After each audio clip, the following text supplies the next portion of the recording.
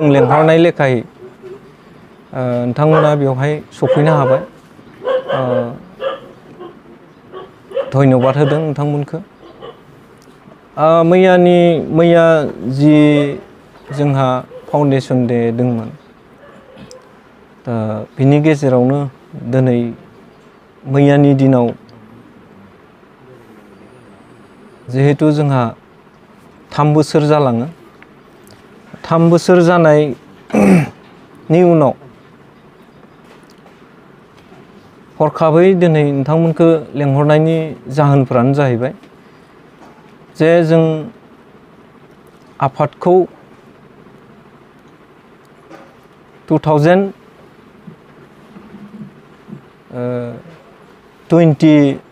अक्ट'बराव NLFB आफादखौ गायसनदोंमोन।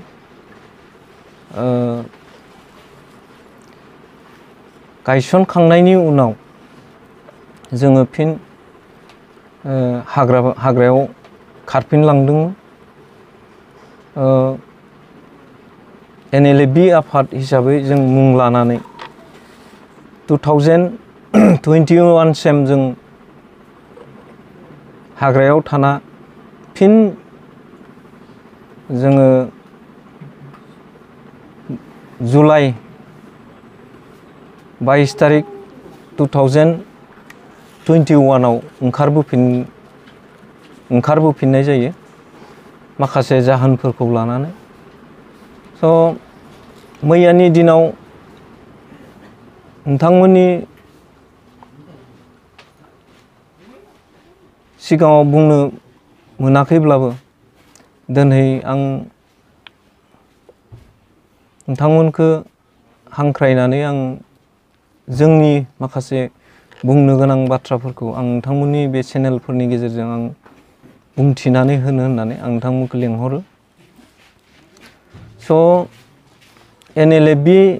आफाद हिसाबै जोङो सोरखारजों मोजाङै दासिम सावरायगासिनो दं आरो जोंनि समस्याया NLFB नि दाबिया बेनो जे NLFB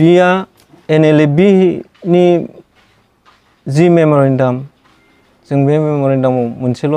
रोखायै जों बुंनानैबो फैदों आरो नोंथांमोननि बे निउसनि गेजेरजों जों फोरमायबोदों। जिहेतु BTR मोनसे जोंहा एकर्ड जाबाय। BTR एकर्डनि माखासे दफाफोर दङ। बे दफाफोरखौ जाफुंहोनो थाखाय जों केम्प लानानै दंमोन। बे माखासे दफाफोरा इमप्लिमेन्ट जायाबा जों आफादखौ डिसबेन्ड बानायथ'वा, बेबायदि माखासे बाथ्रा दंमोन। दिनै बेफोर दफाया जाबोनो हमगासिनो दङ आरो जालांगासिनोबो दङ। दिनै BTR एकर्डनि जिफोर दफा, बेफोर दफाफोरा दिनै इमप्लिमेन्ट जादों। जोंहा सिमा बारायनो गोनां जि बाथ्रा दंमोन, बे सिमा बारायनायनि बाथ्रायाबो जोंहा दिनै जाबोगासिनो दङ। गहपुरसिम जिहेतु सिमा बारायनाय सिमलगुरिसिम, बेबो जोंहा जानानै थांबाय। गतिके NLFB नि जि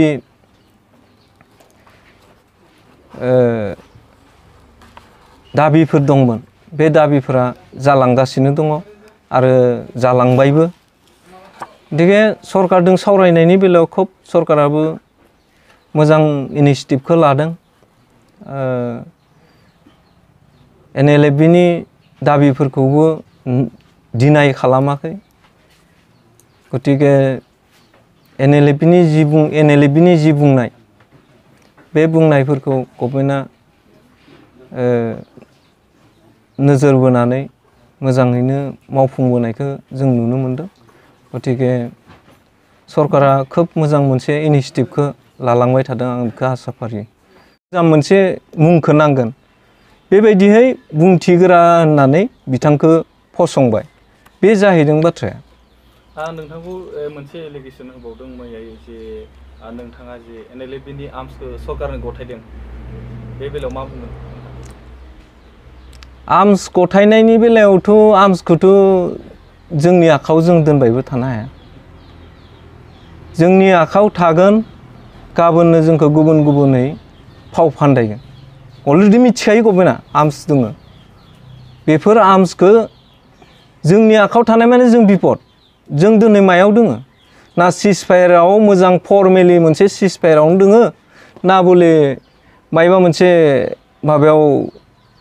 गभर्नमेन्टजों मोनसे फर्मेलि मोनसे टकआव दोङो जेबो माबायानो गैया जुदि इलिगेल आर्म्सखौ जों जुदि लाखोमानानै थाबाय थायोब्ला गभर्नमेन्टआ मिथिखानाय बुस्थुखौ जों लाखोमाबाय थायो सोरबा सासेयाथ' गोलैखागोन बेबायदि अबस्थाखौ सोर खालामखो लास्ट मुहुर्तआवथ' आं खालामाखै बेखौ थाङै थुङै बिथांमोना जि बाथ्राफोरखौ बुंबाय थादों जे जेब्ला आंखौ एप्रिल 12 एप्रिलाव जि नटिस होयो जे बिथांखौ एक्सपेल खालामनाय जाबाय होननानै जि नटिस होयो बिनि उनावथ' गभर्नमेन्टआबो नोजोर होदोंना सरकाराबोथ' नोजोर होदों बा प्रसासनाबोथ' नोजोर होदों जे बोरै जानो हागौ जे एसे नोजोर होनाया मोजां बेखौथ' बिसोरबो सानदों जे गभर्नमेन्टआ आंखौ प्रसासनाबोथ' आंखौ नारसिनदों जे इलिगेल आर्म्स सोरनाव दं बेसांखिनिखौथ' प्रसासन लाइननिफ्रायबो मोनदांनानै दङ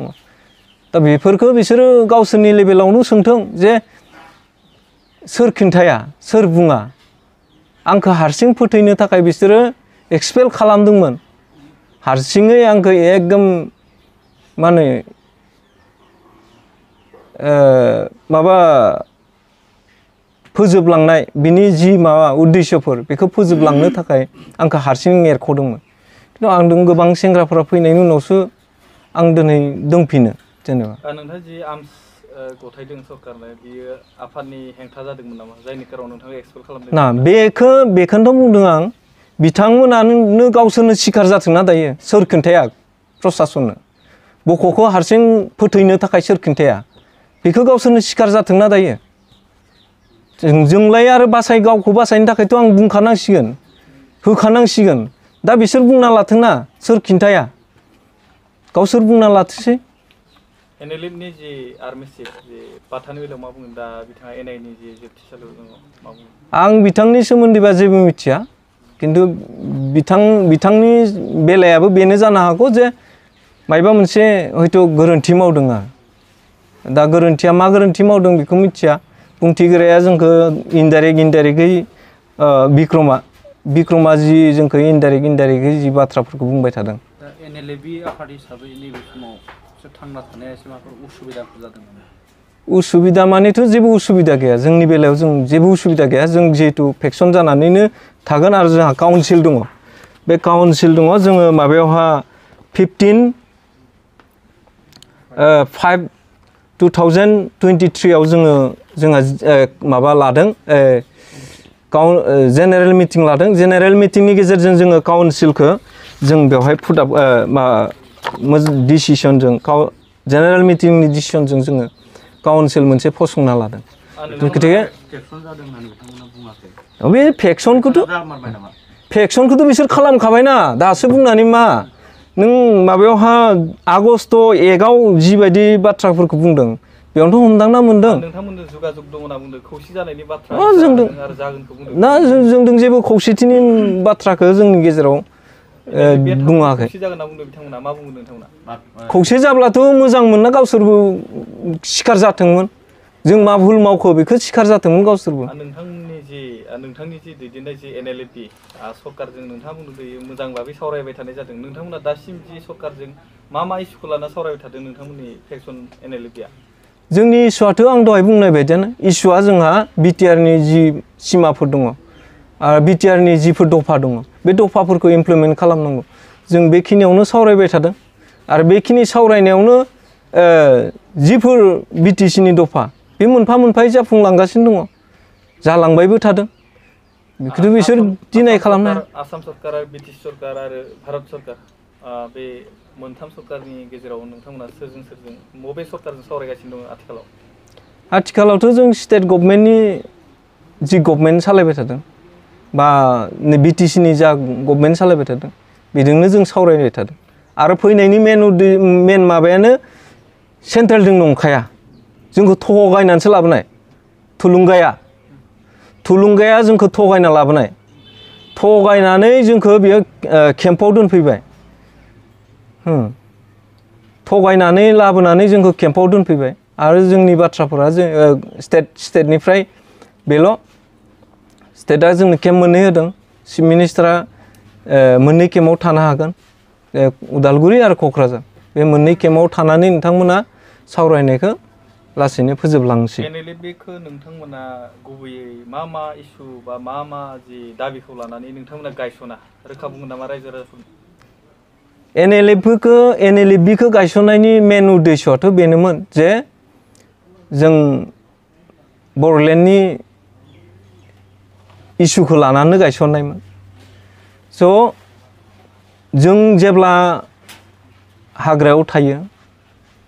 जोंनि जि साननाय जोंनि जि सिमां जोंनि जि मिजिं बियो जेब्ला थुलुंगा मोना थांबाय बिनि उनावनो थेर बेथेर जालांदों आंहाबो मोनसे सिमां दंमोन आंहाबो मोनसे थांखि दंमोन जोंनि नांनायनि गेजेरजों माबा मोनसेया जागोन आंहाबो मोनसे सिमां दंमोन खिन्थु बे सिमाङा जेब्ला थुलुंगा मोना मेडिटेटर जानानै थांबाय बिनि उनाव जा मोनसे मुंखौ नांगोन बेबायदिहै बुंथिगोरा होननानै बिथांखौ फसंबाय बे जाहैदों बाथ्राया आं नोंथांखौ मोनसे एलिगेसन होबावदों मैयायो जे नोंथाङा जे NLFनि आर्म्सखौ सरकारनो गथायदों बे बेलायाव मा बुंगोन आर्म्स गथायनायनि बेलायावथ' आर्म्सखौथ' जोंनि आखायाव जों दोनबायबो थानो हाया जोंनि आखायाव थागोन गाबोननो जोंखौ गुबुनै फाव फान्दायगोन अलरेडि मिथिखायो गभर्नमेन्टआ आर्म्स दङ बेफोर आर्म्सखौ जोंनि आखायाव थानाय माने जों बिपद जों दिनै मायाव दोङो ना सिजफायाराव मोजां फर्मेलि मोनसे सिजफायारावनो दोङो ना बले मायबा मोनसे माबायाव गभर्नमेन्टजों मोनसे फर्मेलि मोनसे टकआव दोङो जेबो माबायानो गैया जुदि इलिगेल आर्म्सखौ जों जुदि लाखोमानानै थाबाय थायोब्ला गभर्नमेन्टआ मिथिखानाय बुस्थुखौ जों लाखोमाबाय थायो सोरबा सासेयाथ' गोलैखागोन बेबायदि अबस्थाखौ सोर खालामखो लास्ट मुहुर्तआवथ' आं खालामाखै बेखौ थाङै थुङै बिथांमोना जि बाथ्राफोरखौ बुंबाय थादों जे जेब्ला आंखौ एप्रिल 12 एप्रिलाव जि नटिस होयो जे बिथांखौ एक्सपेल खालामनाय जाबाय होननानै जि नटिस होयो बिनि उनावथ' गभर्नमेन्टआबो नोजोर होदोंना सरकाराबोथ' नोजोर होदों बा प्रसासनाबोथ' नोजोर होदों जे बोरै जानो हागौ जे एसे नोजोर होनाया मोजां बेखौथ' बिसोरबो सानदों जे गभर्नमेन्टआ आंखौ प्रसासनाबोथ' आंखौ नारसिनदों जे इलिगेल आर्म्स सोरनाव दं बेसेबांखिनिखौथ' प्रसासन लाइननिफ्रायबो मोनदांनानै दङ दा बेफोरखौ बिसोरो गावसोरनि लेभेलावनो सोंथों जे सोर खिन्थाया सोर बुङा आंखौ हारसिं फोथैनो थाखाय बिसोरो एक्सपेल खालामदोंमोन हारसिङै आंखौ एकदम मा होनो माबा फोजोबलांनाय बिनि जि माबा उद्देश्यफोर बेखौ फोजोबलांनो थाखाय आंखौ हारसिं एरख'दोंमोन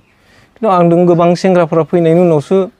आं दिनै दंफिनो जेनेबा नोंथाङा जि आर्म्स गथायदों सरकारनो बियो आफादनि हेंथा जादोंमोन नामा जायनि खारनाव नोंथाङा एक्सपेल खालामदों ना बेखौनोथ' बुंदों आं बिथांमोनानो गावसोरनो सिखार जाथोंना दायो सोर खिन्थाया प्रसासननो बख'खौ हारसिं फोथैनो थाखाय सोर खिन्थाया बेखौ गावसोरनो सिखार जाथोंना दायो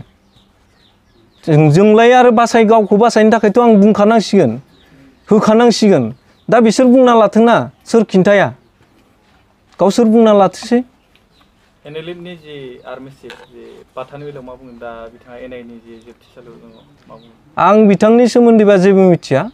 खिन्थु बिथांनि बेलायाबो बेनो जानो हागौ जे मायबा मोनसे हयथ' गोरोन्थि मावदों आरो दा गोरोन्थिया मा गोरोन्थि मावदों बेखौ मिथिया बुंथिग्राया जोंखौ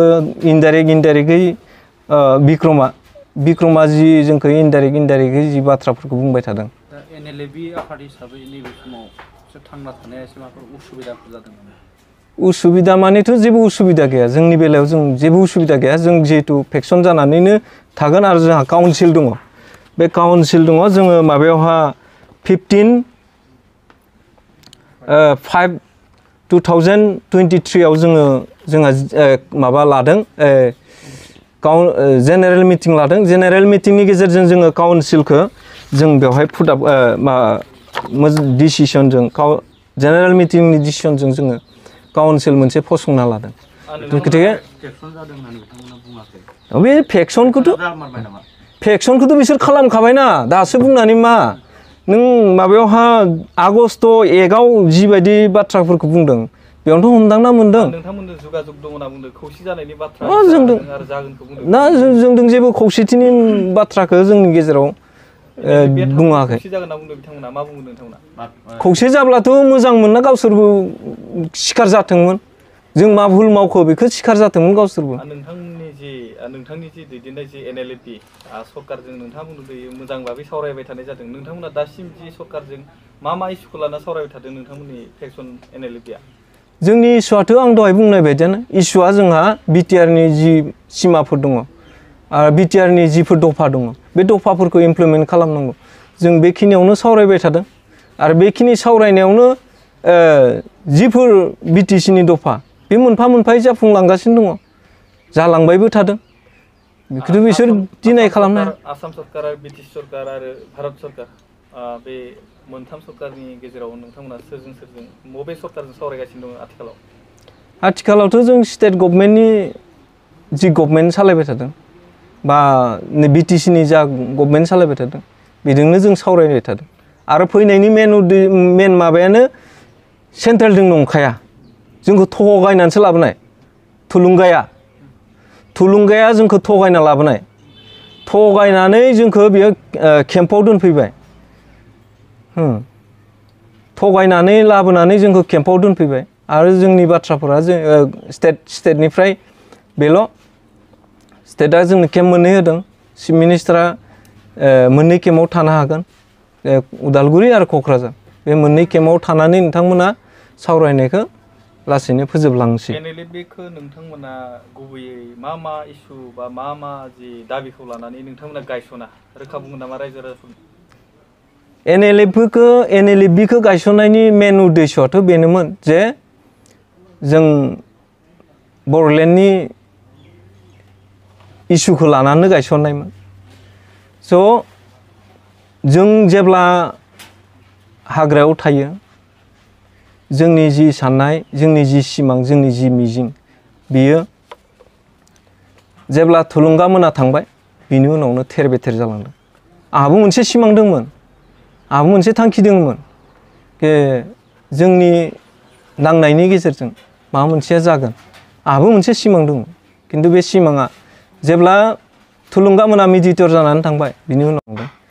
माखासे बेलायाव बुंनो थाङोब्लाथ' बहुत गोलाव जेब्ला NLPखौ लायनो थाङो सोरबाया हमजाथारसिगोन सोरबाया खाजाथारसिगोन नोंसोर थाङाबा बेबायदि टाइपआव बाथ्रा बुंनानै जोंखौ लानानै फैदों आरो सोरबाया बेजोंनो फैदों खिन्थु आंनि स्टेन्डआ बेनोमोन जे जों गभर्नमेन्टजों क्लियार भाबै जुदि सिजफायार जों नांगौ 6 मान्थ जोङो सिजफायार लानानै थागोन जोंनिफ्राय एकपक्ष भाबै जोंनि फारसेनिफ्राय नोंथांमोना जे गेदेरथार सिमां नुनानै नोंथांमोना आखायाव हाथियार लानानै सोमावसारनो हाग्रायाव ओंखारलांदोंमोन सोरबाया जेल जानाय जायजों मा लोब्बा दंमोन नोंथांमोननि आफादा मा बुङो बे बेलायाव सोरबाया जेल जानाय जायैदोंथ' जे बेजोंबो खोथा गैयामोन दा बिथांमोना जिखौ लानानै फैबाय बेवहा सोरबा हयथ' बिनि गेजेराव माबा मोनसे हाबसंना दङ बेखौ आं बुजिदों आरो लास्टआवथ' जों दिनै जि अबस्थायाव जाफैबाय गावजों गावबो गोरोबनाय गैया गावजों गावबो नांलाय खोमलाय गावजों गावबो नाथ्रो बाथ्रा बुंलायनाय बेयावनो जों धंस जानो थांगासिनो दं धंस जाखाबायबो बेखाय सोरबा हमजायदों खुनु NLPआ सोमोन्दो गैयामोन मोजां जुदि थायोमोनब्ला दिनैसिम दाबो फैबाय सावरायबाय गथ'फोरनि बा सेंग्राफोरनि लाइफखौ एक्सपइल खालामालासिनो इसिबां सेंग्राफोरनि जिउखौ बेकार खालामालासिनो मोजाङै सलुसन खालामनानै समस्याखौ फोजोबनो थाखाय सेस्टाखौथ' जों खालामनांगोन सोरनिबा सेंग्रानि फिउचारखौ नस्थ' खालामनो आंहा जेबो अधिकार गैया गतिके आं सोरनिबा सेंग्राफोरनि फिउचारखौ फोजोबनो थाखाय बे आफादखौ गावनि व्यक्तिनि सोर्स बायदियै आं लांबाय थानो हाया सोरनिबा डिफेन्स बायदियै आं लांबाय थानो हाया माबा मोनसे सलुसनखौथ' जों नागिरनांगोन दिनै बिटिआरनि थाखाय बिटिआर इमप्लयमेन्टनि थाखाय जों खोथा बुंनानै फैबाय बिटिआर इमप्लयमेन्टआ जालांगासिनो दङ बिटिआर इमप्लयमेन्टआ जालांनायनि गेजेरजों जोंबोथ' जोंनि फोजोबनायनि लामाखौथ' जों लालांनांगोन सेंग्राफोरनो मायबा मोनसे लामाखौथ' खाबुखौथ' होनांगोन गावबा गाव उदां माबायै थांनानै थानो जुदि हमथायै जुदि सोरनिबा माबा हिसाबै थालांबाय थायोब्लाथ' बे मालाबाबो गनायजाथावना नङा जोबथा सोंथि जितु नोंथांमोना बुंदों दायो नोंथांमोननि सावरायनाया सरकारजों खोब पजिटिभलि सोलिबाय थादों होननानै खिन्थु गुबुन मोनसे फेक्सना बुंबाय थादों दिनैसिम जोंखौ सरकारा रेसपन्स होआखै खुनु दिन जोंजों रायज्लायाखै होननानै बुजिखाबाय दा दहाय आं जि बाथ्राखौ बुंदों बिसोर सिनायैथ' बाथ्रा गैयाना सोरजों मा रायज्लायनांगौ सोरजों मा खालामनांगौ बेखौबोथ' गभर्नमेन्टआ बुजिगौ ना गतिके जों जिखौ सावरायदों जों जि लामाजों थांदों बिथांमोना बे लामाजों थाङालासिनो गोदान लामा हमबाय थाब्लाथ' बहा सावरायनो गभर्नमेन्टआलाय आं दहाय बुंबायना सभारेन जुदि माबा मोनसेखौ लानानै सावरायनो फैबाय जों दा माबा मोनसे बिबाय जों गरायखौ लानानै जों बाथ्रा बुंबाय जों मैदेरखौ लाना बाथ्रा बुंबाथ' बोरै जानाय नङा बेखायनो आं बुंदों बिथांमोना दालाय जि थाबायनो नागिरबाय थादों आं बुंदों आं बिलाइ थाबायलांगोन आं बे बाथ्राखौ बुंबायनो थादों नोंथांमोना जि एनएलएफबि गावस्रानायनि जाहोना नोंथांमोना राजखान्थि बाबैसो गावस्रादों नामा रायजो राजाफोरनि सोंथि राजखान्थि बाबै गावस्रादों मानेथ' माखासे बेलायाव नोजोर बोयोब्लाथ' बेबायदिबो नुयो आरो नंथारगौ बायदिबो आंबो फिल खालामो गावखौ मानो होनोब्ला जों जेब्ला फैदोंमोन अब्ला सोरबा हमजाथारसिगोन सोरबा माबा जाथारसिगोन बे बाथ्राफोरखौ लानोब्लाथ' राजनितिकलि सोरनिबा माबा गुबुन माबायै खारदोंबो जानो हागौ खिन्थु आं लुबैयाखैमोन जे जों फैबाय जेला जोङो जिया इमप्लिमेन्ट जानांगौ जालांखाबाय दाथ' थोंजोङै बुंनो थाङोब्ला ग'फोरसिम सिमाया बारायनांगौ होनबाय बारायबाय एनएलएफबिनि सावरायनाया मानो सावरायनाया मानो जायाखै होनना बुङो जोंथ' सावरायबायानो थायो खने सावरायो गभर्नमेन्टनि मानसिफ्राबो फेक्सन हिसाबै नोंथांनि दैदेननाय एनएलएफबिया मा मावलांगोन हारिनि थाखाय आरो दासिमाव मा मावबाय थादों मा फोरमायगोन रायजो राजानो जोबथा सोंथि हारिनि थाखायसो जों गिदिर मोनसे माबा लाबोनो हाला नुहुरखानाय नोंथांमोना मिथिखागौ हारिनि जे मोनसे गेदेर मोनसे फिथाइ लाबोना होफैनो हागोन बेबो नंखाला जिहेतु आंनि सिमांखौ थेर बेथेर खालामना होखाबाय आं एनएलएफबि आफादखौ फसंनायनि उनाव जोंनि जि सिमां जि सानस्रि बेखौ थेर बेथेर खालामना होखाबाय थ' बे बेलायाव आं फैनायनि उनाव आं गावखौनो माने राहा लामा गोथेनाय बायदिखौ मोनखाबाय गतिके रायजो राजानो मोजां फिथाइदि लाबोना होफैनो हागोन बेखौ आं रायजो राजाखौ एनएलएफबि हिसाबैनो हाया दानि नैबे थासारियाव आरो हाया आरो एनएलएफबिया आं दहाय बुंबाय गोजौआव थानानै मोजां सिद्धान्त लानानै जुदि फैयोमोनब्ला जाहैनोबो हागौमोन बबेबा मोनसे थांखिसिम सहैनो हागौमोन खिन्थु दायो बे आद्रा खिद्रा थांखियावहा आद्रा खिद्रा सानब्रबनायाव जानला मानला थाइब्रब बारलाय थाइलाय बाथ्राजों जों रायजो राजानि जि माबा मोनसे मोजां फिथाइ लाबोना होफैनो हागोन नंखाथारा आरो बेखायनो आं दा सानदों जोंनि साइडनिफ्राय जोङो बेखौनो सिद्धान्त जे जोंनि प्रब्लेमा समस्याया समाधानल' जालांथोंसै जे जिहेतु बिटिआर इमप्लयमेन्टनि बाथ्राखौ लानानै जों फैदोंमोन जों बेयावनो फोजोबथ'नोसै जों बेखौ साननानै दङ आरो बेखौनो मावगासिनो दं गभर्नमेन्टआबो खोब पजिटिभलि बेखौ आवगायदों